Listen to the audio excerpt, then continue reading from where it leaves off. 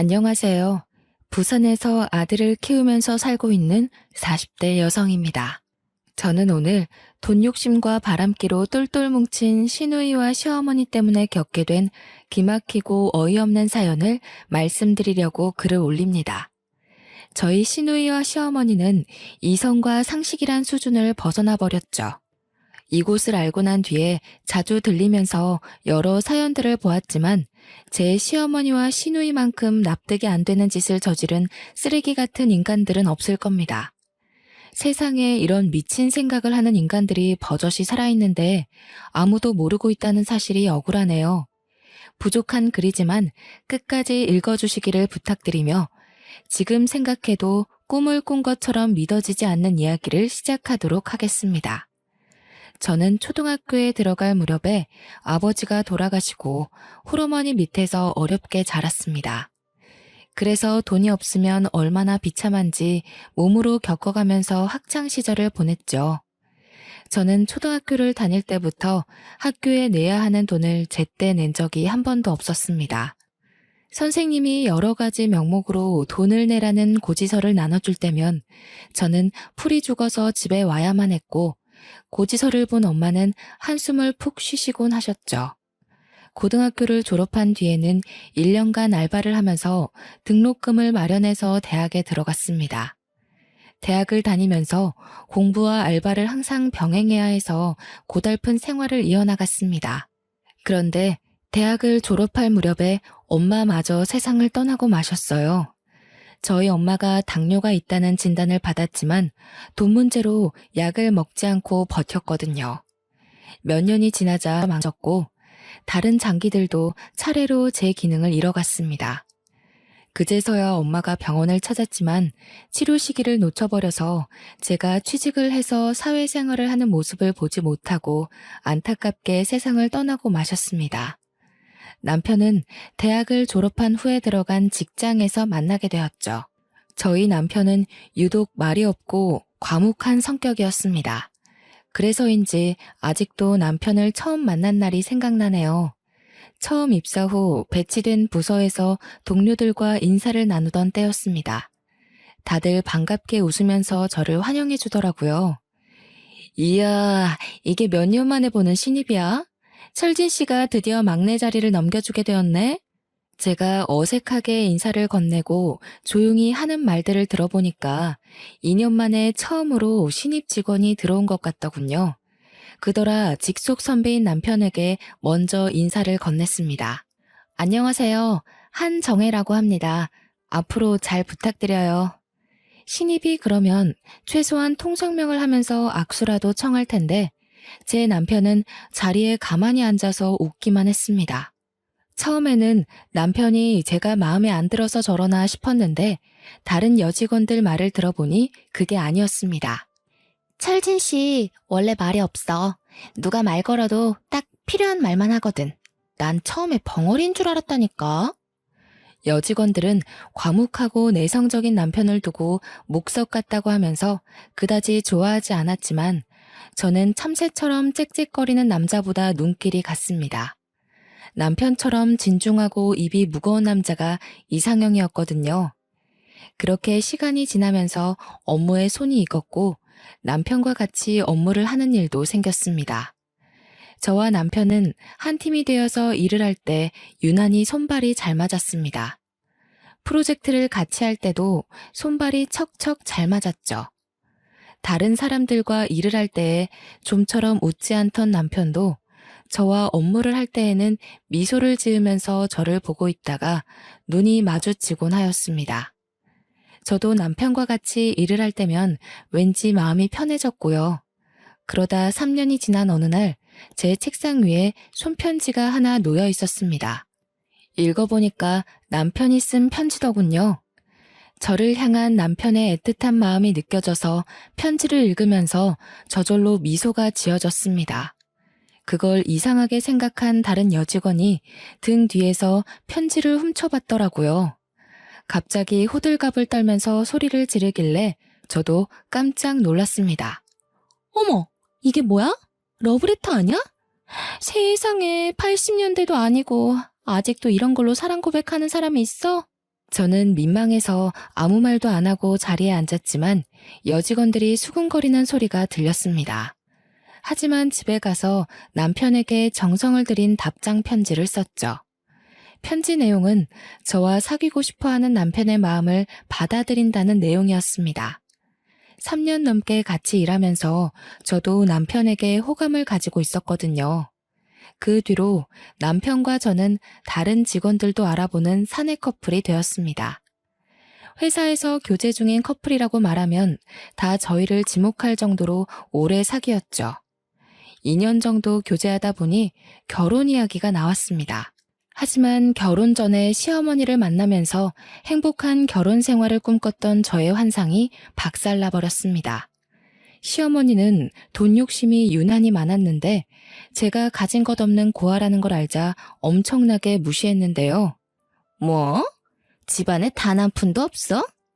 너는 길거리에 나가면 널려있는 게 여자들인데 어디서 저런 거지 같은 애를 데리고 온 거냐?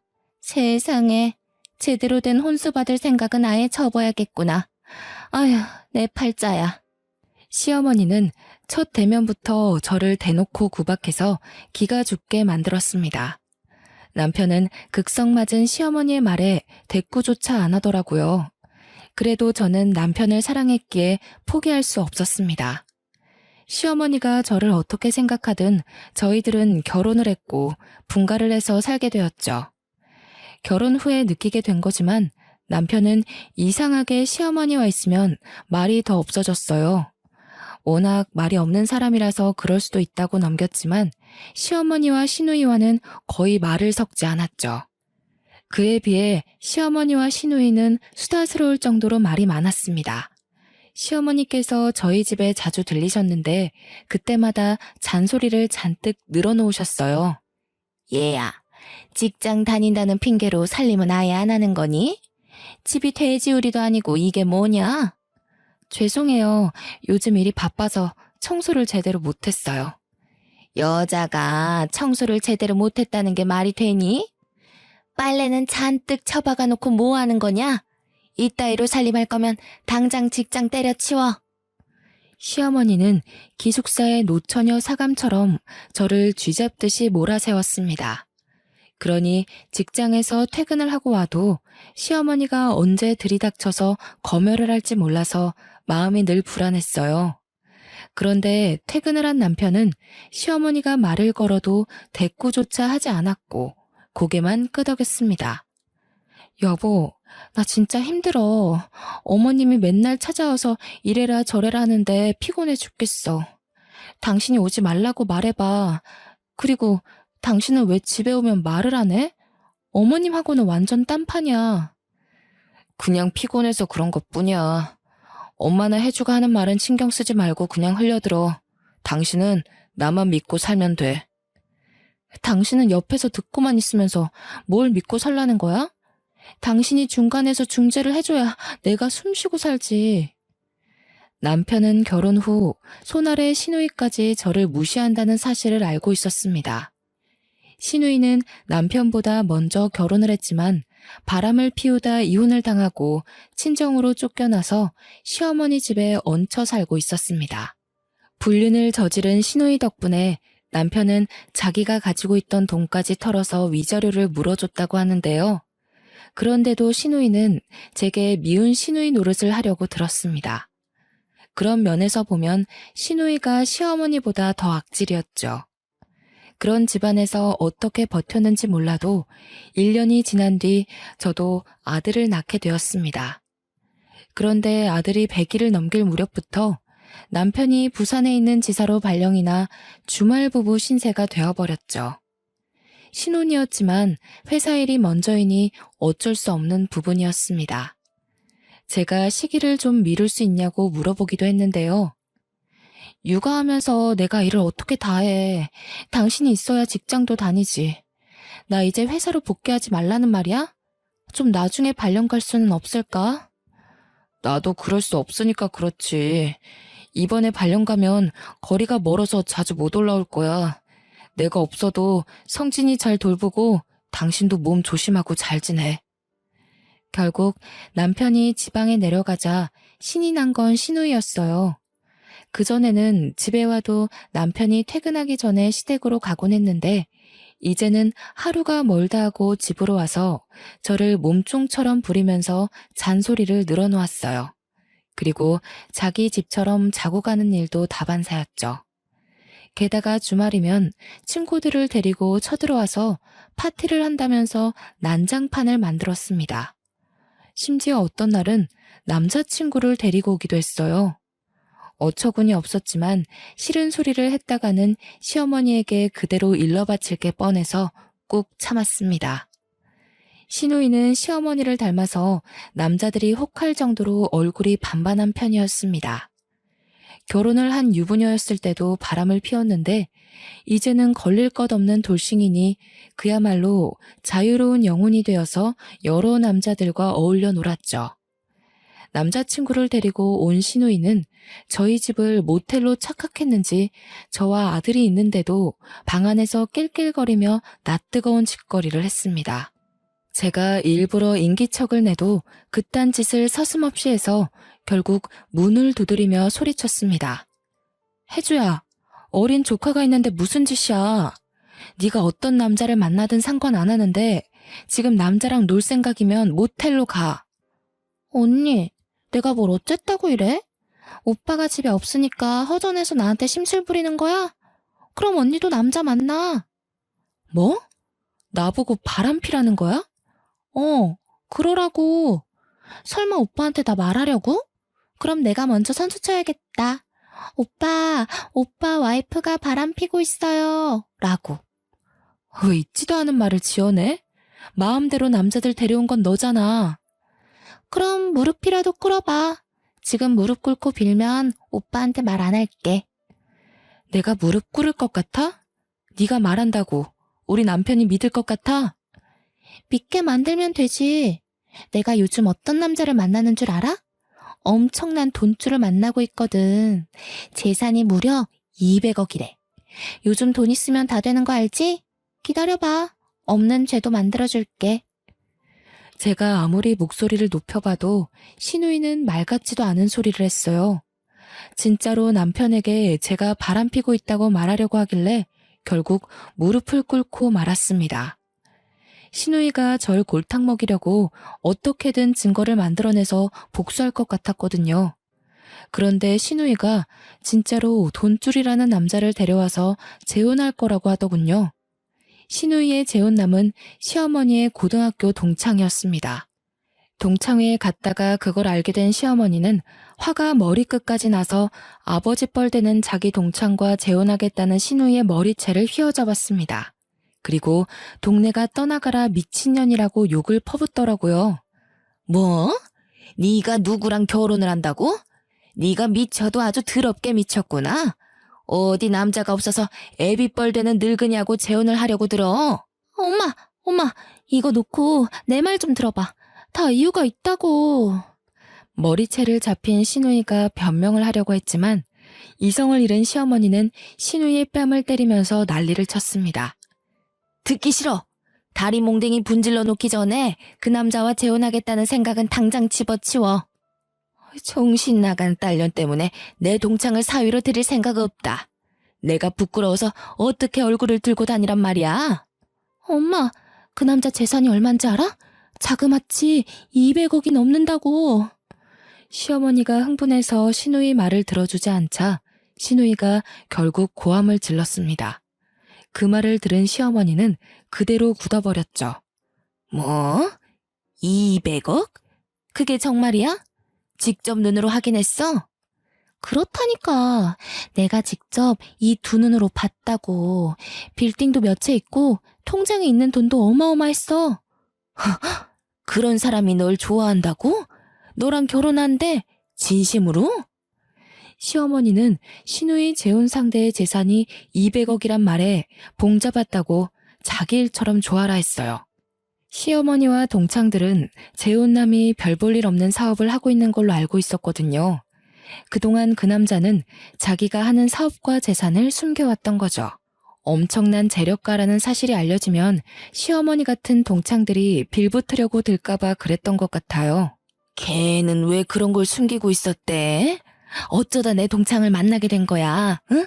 어디서 만났어? 이혼하고 집에서 노는 것도 실증나서 대학 선배한테 일자리 부탁했더니 자기 회사 비서실에서 일해보라고 추천해줬어.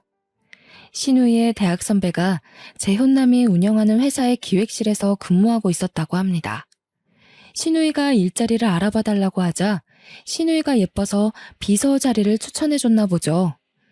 역시나 신우이를 비서로 맞은 재혼남은 곱상한 외모에 반해 관심을 보였다고 합니다. 신우이에게 5년 전에 아내를 먼저 보내고 혼자 살고 있다고 어필했다고 하는데요. 그러면서 재산이 200억이 넘는다는 사실을 알려주어서 그 사실을 알게 된 신우이가 돈에 홀라당 넘어가 적극적으로 대쉬했다고 하더군요. 덕분에 재혼남이 신우이에게 푹 빠져서 만난 지 2달 만에 결혼을 하기로 했다는 겁니다. 재력가와 결혼한다는 소식만으로 두 모녀는 마치 자기들이 200억대 자산가가 된 것처럼 들떠 있었습니다. 그걸 보는 저는 기가 막힐 뿐이었죠. 신우이가 그 남자와 재혼한 후에 시어머니는 동창이자 사위인 신우이 재혼남을 찾아가서 재산을 나눠달라고 비굴하게 사정을 했다고 합니다. 정수야, 우리가 이런 희한한 관계로 엮인 것도 인연인데 모른 척 할 수 있니? 20억만 해주한테 해주라. 우리 집안에 빚이 좀 있어서 어려워. 그러니까 좀 도와줘. 결혼할 때는 빚 이야기 없었잖아. 순영아, 네가 이렇게 나오면 우리 사이가 아주 곤란해져. 앞으로 한 번만 더 돈 이야기 꺼내면 네 딸하고 이혼할 거니까 그렇게 알고 있어. 당연히 재혼남은 시어머니의 터무니없는 요구를 단칼에 잘라버렸어요. 하지만 시어머니는 포기하지 않고 몇 번이나 재혼남의 회사로 찾아갔습니다. 재혼남은 시어머니를 만나주지 않았지만 재혼남은 집에서 신우이의 돈 타령을 듣고 사는 것 같았죠. 아버지 뻘인 남자와 재혼을 결심한 신우이의 목적은 오로지 돈이었기에 두 모녀는 재혼남의 돈을 빼내려고 온갖 방법을 동원했지만 전부 다 실패로 끝나고 말았습니다. 그러다 얼마 후에 신우이가 재혼남 몰래 바람을 피운다는 사실을 알게 되었습니다. 제 집에 와서 시어머니와 신우이가 하는 대화를 들어보니까 재혼남은 아직 모르는 것 같았습니다. 혜주야, 네가 웬일로 남자를 안 만나니? 정수가 나이가 있다 보니 반밀은 제대로 안 될 텐데 무슨 재미로 살고 있어? 엄마는 걱정도 팔자야. 내가 그 늑다리하고 재미 보려고 결혼한 줄 알아? 재미는 다른 놈하고 보면 되는 거 아니야? 신우이는 내연남이 있다는 말을 주저없이 하고 있더라고요. 나이 많은 재혼남과 결혼을 하긴 했지만 재미는 젊은 내연남과 보고 재혼남은 그저 돈을 가져가는 스폰서에 불과했던 겁니다. 더 웃긴 건 시어머니가 자기 딸의 불륜 사실을 알게 되었는데 신우이의 말에 맞장구를 치는 것도 모자라 들키지 않고 바람을 피우는 요령까지 전수해 주었습니다. 시어머니의 말을 가만히 들어보니 시어머니도 외도를 한두 번 해본 게 아닌 것 같더군요. 시어머니는 결혼 초부터 줄곧 몰래 여러 남자를 만나면서 바람을 피웠지만 끝내 시아버지에게 들키지 않았다고 합니다. 예전부터 눈에 띄는 외모로 남자들에게 인기가 많았다고 하는데요. 덕분에 남자들이 늘 꼬였는데 시아버지가 가장 적극적으로 구애한 탓에 결혼한 것 같더라고요. 시어머니는 시아버지를 마음에 들어하지 않았지만 결혼을 하게 된 이유는 역시나 돈 때문이었습니다. 시아버지가 부자라는 소문을 듣고 결혼하고 얌전한 척 지냈던 거죠. 하지만 처녀 시절 버릇을 버리지 못하고 남편 몰래 여러 남자와 어울리면서 바람을 피웠지만 순진한 시아버지는 전혀 눈치를 채지 못했다고 해요. 착하고 순진했던 시아버지는 시어머니가 하는 말이라면 파트로 매주를 쓴다고 해도 그대로 믿을 정도였다고 합니다. 어느 날은 시아버지께서 출장을 가신다고 하자 내연남을 집으로 데려왔다고 하는데요. 시아버지께서 갑자기 출장이 취소됐다면서 들이닥쳤다고 하죠. 꼼짝없이 불륜 현장을 들켰지만 시어머니께서 이렇게 둘러댔다고 들었습니다. 아니, 당신 출장 안 가고 집에는 웬일이야? 응, 출장이 연기됐어. 어휴, 더워라. 갑자기 왜 이렇게 더워진 거야? 일단 나는 씻고 올게. 시아버지께서 땀을 너무 많이 흘렸다고 욕실에 가려고 하자 깜짝 놀란 시어머니께서 급히 앞을 막았어요. 왜냐하면 욕실에 내연남이 숨어 있었거든요. 안 돼. 지금은 손님이 와 있어. 지금 큰일 보고 있대. 갑자기 손님? 누군데? 아, 내 친구야. 약속하고 온 건 아닌데 갑자기 찾아와서 나도 놀랐어. 이런 식으로 시어머니께서 친구가 놀러 왔다고 둘러댔고 나오라고 욕실 문을 두드렸다고 합니다. 잠시 후에 욕실에서 내연남이 나와서 시아버지께 인사를 했다고 하죠. 당연히 여자친구일 거라고 생각했던 시아버지는 놀랐지만 시어머니가 영업사원으로 일하는 고등학교 동창이 근처를 지나가다 날씨가 너무 더워서 샤워를 하고 가려고 잠깐 들렀다는 어이없는 말을 해버렸습니다. 그런데 더 기가 막힌 건 시아버지께서 그 말을 그대로 믿어버렸다는 거예요. 결혼하고 애도 있는 친구라는 말에 시아버지께서는 남자 동창을 정중하게 배웅해줬다고 하네요. 여자가 혼자 있는 집에 와서 샤워를 한 남자 동창을 말이죠.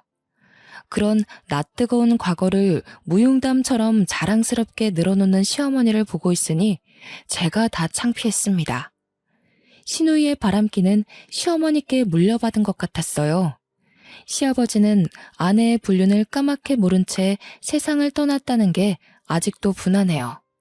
어쩌면 그게 더 속편한 일일지도 모른다는 생각을 했지만 몇 달 후에 시어머니와 시누이가 한 짓을 보고 시아버지가 살아 돌아와서 복수를 하길 바랬습니다. 엄마, 빅뉴스야. 다음 주에 그이가 2달 동안 미국으로 출장을 간다고 하네? 그래? 오히려 잘 됐네. 그럼 이번 기회에 확실하게 정리해버리자. 저번에 말한 거 있지? 내가 생각을 바꿔봤는데 이렇게 해보는 건 어때? 그동안 사정을 하고 애원을 해도 통하지 않자 시어머니와 시누이가 계획을 바꿔서 재혼남의 재산을 몰래 빼돌리기로 작정을 한 겁니다. 시누이는 재혼남 몰래 재산을 관리하고 있는 펀드 매니저를 매수해놨다고 하더라고요.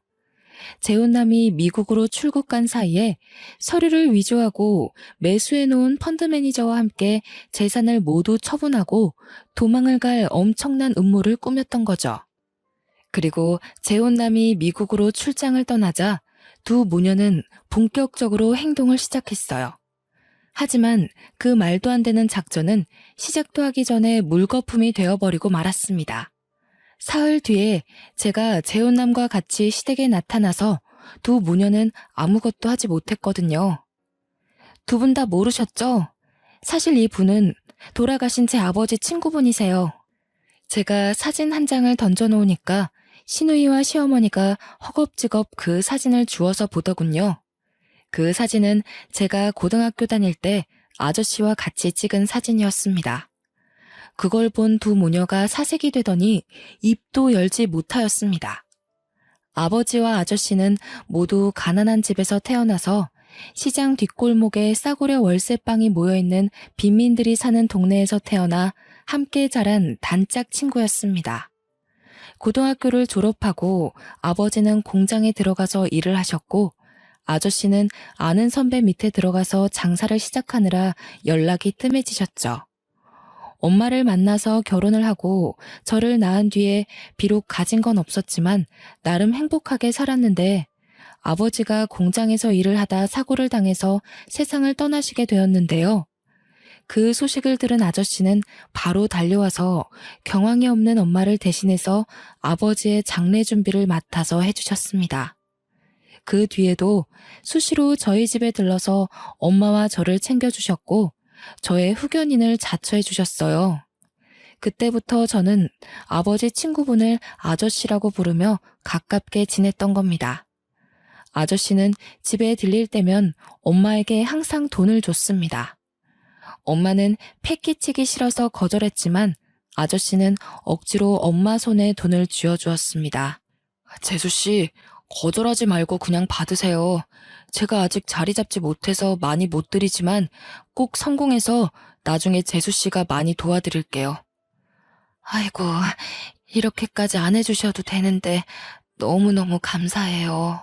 아저씨는 엄마가 고마워할 만큼 저를 아주 예뻐해 주셨어요. 아버지를 대신해서 저를 데리고 공원에도 갔고 맛있는 음식도 사주곤 하셨거든요. 그러다 몇 년이 지난 뒤에 아저씨와 연락이 끊어졌어요. 아저씨 행방을 모르고 있다가 엄마의 장례식 날 아저씨가 고아가 된 저를 다시 찾아오셨어요. 다시 만난 아저씨는 예전과는 전혀 다른 멋진 모습이었습니다. 고급 승용차를 타고 오신 것 같았고 옷도 세련돼서 한눈에 봐도 부티가 줄줄 흘렀죠. 정혜야, 너무 미안하구나. 내가 너무 늦게 왔어. 진작에 찾아왔어야 했는데. 내가 서둘러 자리를 잡느라 늦었다. 아저씨가 너 도와줄 능력은 되니까 이제 고생은 그만하고 우리 집에 들어오는 건 어떠니?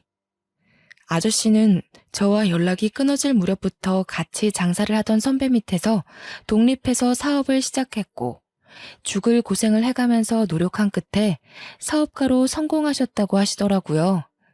그래서 고아인 저를 양녀로 드리고 싶어 하셨어요. 나랑 사는 게 부담스러우면 나랑 같이 살 필요 없어. 법적으로 너의 후견인이 될 수 있다. 지금처럼 네가 하고 싶은 걸 하고 있으면 내가 금전적으로 도와주마. 도와주신다는 마음은 정말 고마웠지만 진짜로 돈을 다 대주실 줄은 몰랐어요.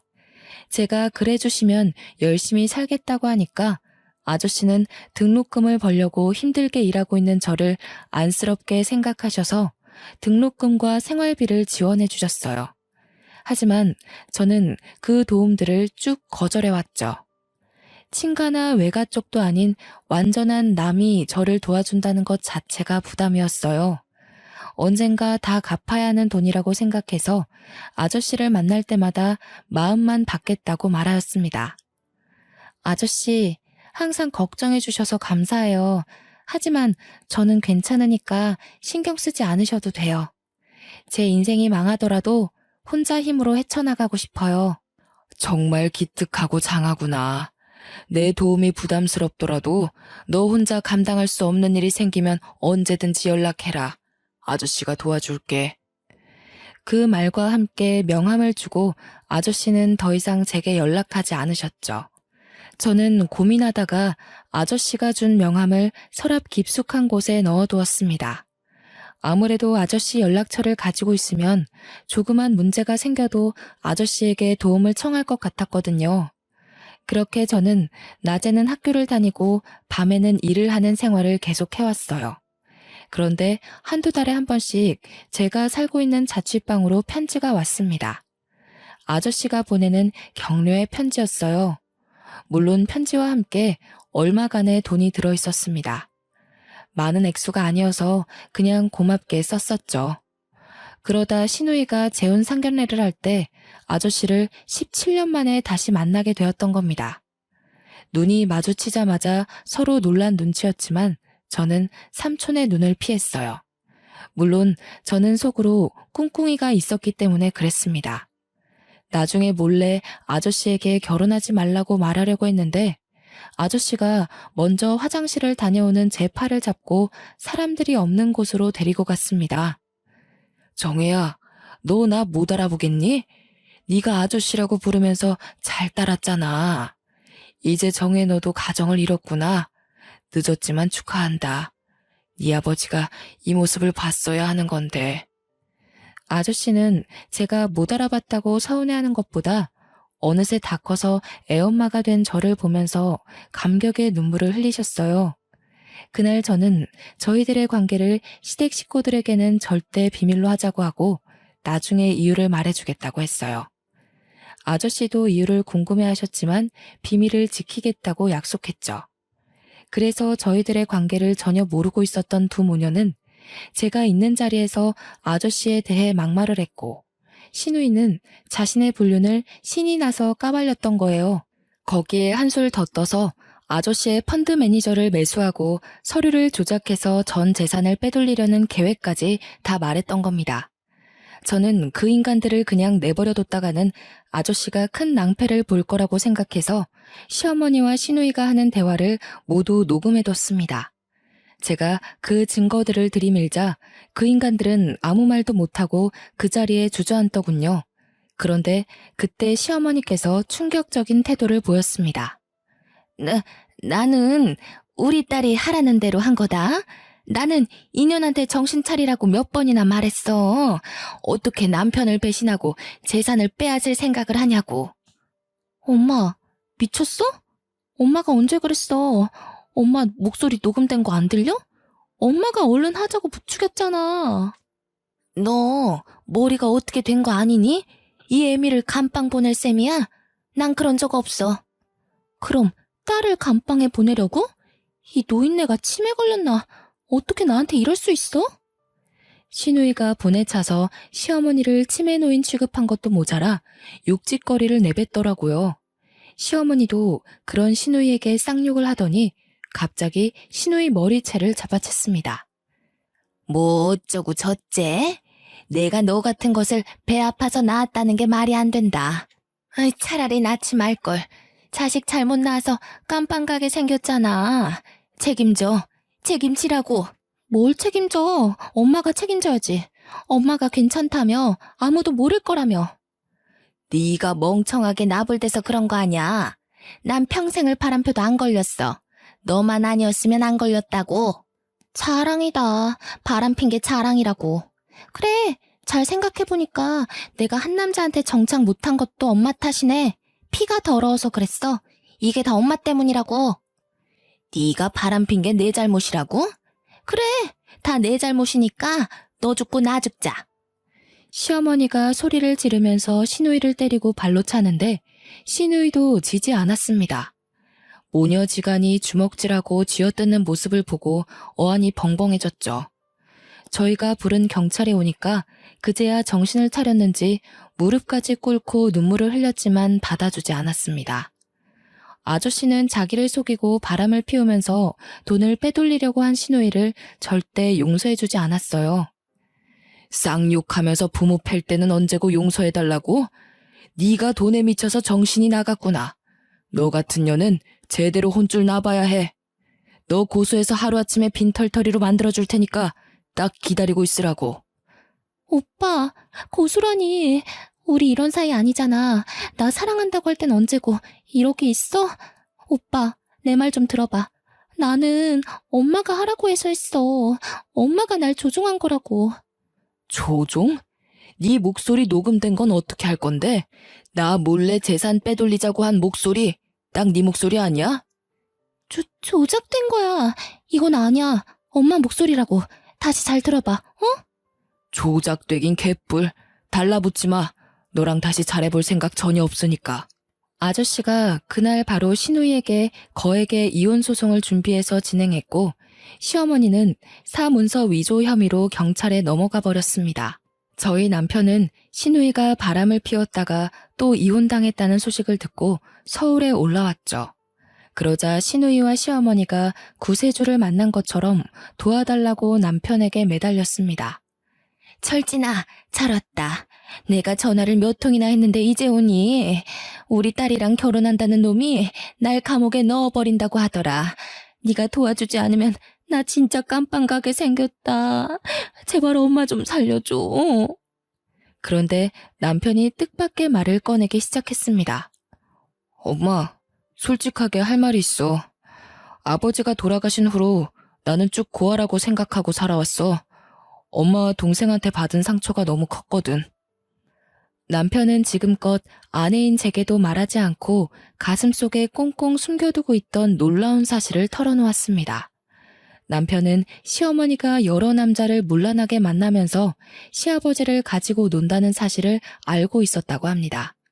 하지만 시아버지가 받을 충격을 고려해서 말하지 않고 참다가 도저히 참을 수 없어서 시아버지에게 모두 말하려고 했는데 시아버지가 심장 발작을 일으키면서 쓰러지셔서 말할 기회를 영영 놓쳐버렸다고 하죠.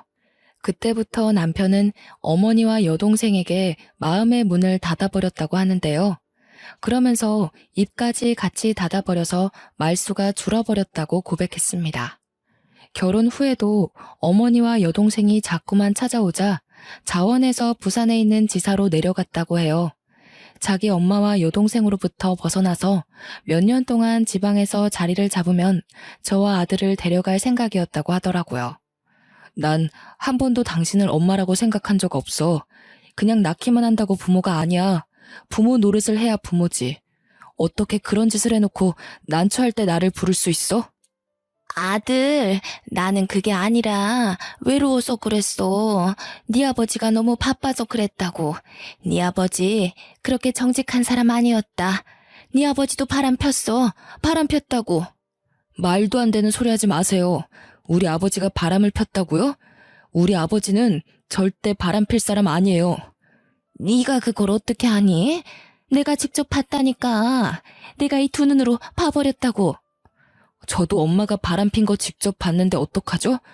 두 눈으로 봐버려서 미쳐버릴 것 같아요. 엄마가 다른 남자 품에 안겨서 히히덕거리는 거 잊을 수가 없다고. 남편은 시어머니한테만 그런 것이 아니라 시누이에게도 냉정하게 말하였습니다. 혜주, 너도 잘 들어. 우리 관계는 여기까지야. 앞으로는 얼굴 마주치는 일 없었으면 해. 위자료를 물든지 아니면 몸으로 때우든지 네가 알아서 하라고. 그리고 당장 내 집에서 나가. 더 이상 네 얼굴 보면서 살 수가 없어. 뭐? 나한테 어떻게 그럴 수 있어? 오빠 원래 아니랬잖아. 전현 때문에 그래? 제가 도대체 뭐라 했길래 그래? 오빠가 지금 나 오해하고 있는 거야. 나 그렇게 나쁜 년 아니야. 나쁜 년 아니라고. 그래, 너 안 나빠. 안 나쁘니까 이제 그만하자고. 이제 다 지긋지긋하다. 경찰 부르기 전에 얼른 나가. 계속 소리 지르면 나도 가만히 안 있을 거야. 남편의 단호하고 싸늘한 말에 두 모녀는 더 이상 매달리지 못하고 울면서 떠났습니다. 그 후로 저희 집안 사람들은 시댁과 연락을 하지 않고 지내게 되었습니다. 나중에 한 달이 건너서 들은 말에 따르면 사문서 위조 혐의로 고발된 시어머니는 겨우 구속이 되는 건 면했지만 재판 결과 유죄가 인정되어서 3천만 원의 벌금을 물어야 한다고 하더군요. 시누이도 그에 상응하는 위자료를 아저씨에게 주라는 판결을 받았지만 돈이 있어야죠. 딱 봐도 둘은 위자료와 벌금을 내기 위해서라도 평생 힘든 일을 하면서 살아야 하는 것 같았습니다. 그 소식을 들은 남편은 저와 아들을 데리고 지방으로 내려가자고 했습니다. 동네에 소문이 나서 시어머니와 시누이가 멀리 이사를 갔는데도 불구하고 남편이 주말에 잠깐 여기로 오기만 해도 진절머리가 난다고 했습니다. 아무래도 이 동네에 계속 있으면 시어머니와 시누이가 생각나고 나중에 찾아올 수도 있으니까 이사 가고 싶어하는 눈치더라고요. 제가 아저씨께 연락을 해서 이사를 가겠다고 하자 아저씨는 저희 부부에게 아주 좋은 전원주택을 하나 사주셨어요. 저는 괜찮다고 했지만 아저씨는 이미 샀으니 받아두라고 하셨습니다. 정혜 너 아니었으면 전 재산을 그 여자들한테 빼앗길 뻔했어. 네 덕분에 내 재산을 지키게 되었으니 이 정도는 받아도 괜찮아. 아저씨, 아무리 그래도 이렇게 귀한 걸. 그래서 10억짜리 별장이 생기는 호사를 누리게 되었습니다. 남편이 저희 가족이 사둘 곳은 따로 봐놔서 아저씨가 사준 집은 콧바람 쐴 때 오기로 했어요. 아저씨는 주말이면 아들을 데리고 전원주택으로 와서 텃밭도 가꾸고 여유 있게 살라고 하셨어요. 저희 남편은 시어머니와 시누이랑 연을 끊어서 그런지 얼굴빛이 점점 좋아지고 있습니다. 이렇게 말이 많았나 싶을 정도로 제 옆에서 조잘조잘 떠드는데 이상한 기분이 들더라고요. 마치 새 인생을 사는 것 같았습니다. 아마 이게 다 아저씨 덕분이겠죠. 그때 이후로 아저씨와 저는 연락을 하지 않고 있지만 명절 때마다 찾아뵈려고 합니다. 부모님처럼 안부 인사 드리려고 했는데 오히려 피하시더라고요. 아마 저에게 부담이 될까봐 배려를 해주시는 것 같습니다. 그래도 간간히 문자는 드리고 있으니 조만간 맛있게 반찬이라도 해서 보내드려야겠죠. 여기까지 사연 읽어주셔서 감사합니다. 더 이상 시어머니와 시누이 인생에 제가 낄 날이 없었으면 하네요.